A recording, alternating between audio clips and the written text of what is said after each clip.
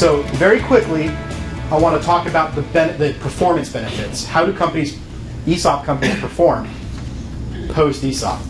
And we're going to look at both company earnings, retirement security, employee compensation, and then the resiliency factor is that fourth one.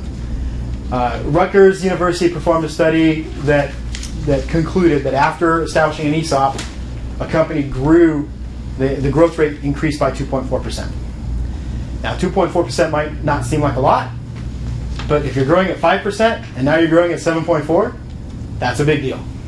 Okay, so there is an increased growth rate. Retirement security. The average ESOP account is 3 to 5 times greater than the average 401k account. If you look at this last column, it looks like a lot more than 3 to 5 times. Well, that's targeting just that age group that is narrowing in on retirement. And I find that to be a little bit scary, that the average 401k account balance for the 55 to 64-year-old age group is less than $50,000. Not really going to cut it for a retirement vehicle. Whereas the average ESOP account benefit for that same age group is over $350,000. And that includes all ESOPs. Of the 10 or 12,000 ESOPs out there, only about 3,300 of them are those 100% S-Corp ESOPs. So the other 2/3 or 3/4 of them are included in this average as well, and they actually have lower average account balances typically than the S-Corp ESOPs. So it could be significantly more than this. So I think that's a huge win. It's providing a real retirement plan to employees in the post-defined benefit plan era. You're giving something real to the employees. And also when you think about the 401k, how much of that account balance is actually employee contributed? Right? Most of it came out of their own paychecks. So the employer piece is very, very small. What about employee compensation? I don't even know why someone thought to study this. To me, it's not terribly relevant. But somebody thought, do ESOP employees make more money in compensation than non-ESOP employees? And they've concluded in 2 separate studies that yes. Again, I don't understand why that's the case. I would think that you should be paid fair market value for your services, regardless of who your employer is. But for whatever reason, maybe there's just a little bit more generosity. Maybe there's not as much kind of squeezing the bottom line, if you will, in an ESOP company than a non-ESOP company. In the 2010 General Social Survey, a lot of questions were asked of ESOP companies. And it was determined that ESOP employees were 4 times less likely to be laid off during the Great Recession that we just went through.